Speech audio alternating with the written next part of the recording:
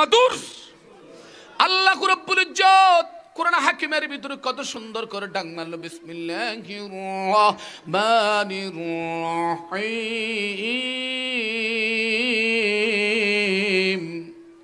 ইয়া আইয়ুহান নাসু ক্বাদ জাআকুম মিন রাব্বিকুম ওয়া আনজালনা ইলাইকুম নূরাম মুবিনা।